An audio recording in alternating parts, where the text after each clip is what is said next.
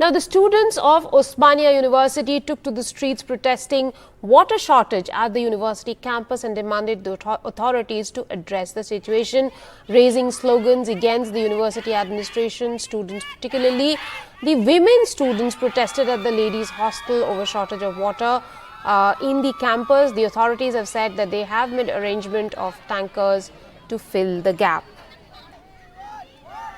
మేము ప్రతిరోజు కూడా వెళ్ళి కంప్లైంట్ చేస్తున్నాం. మాకు గంట వాటర్ వస్తే మిగతా వాటర్ ఏమన్నా అంటే గ్రౌండ్ లో వాటర్ లేదు అని అంటున్నారు. గ్రౌండ్ లో వాటర్ లేకపోతే వాళ్ళు మాకు రిప్లేస్మెంట్ ఏదైనా చూపించాలి, లైక్ ట్యాంకర్స్ తెప్పించడం, ఇంకేదైనా మరొకటి చూడాలి. కానీ వాళ్ళు ప్రతిసారి పొద్దున మాకు వాటర్ ఉంటే మధ్యాహ్నం ఉంటే గంట సేపు వాటర్ ఉంటాయి.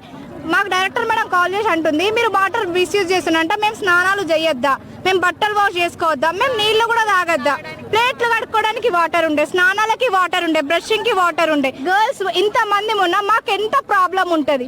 మేము ఎన్నోసార్లు చెప్పడానికి ట్రై చేసినాం కానీ పట్టించుకోవట్లేదు. ఫస్ట్ ఆఫ్ ఆల్ మాకు వాటర్ కావాలి, ప్రాబ్లం లేకుండా మాకు వాటర్ కావాలి.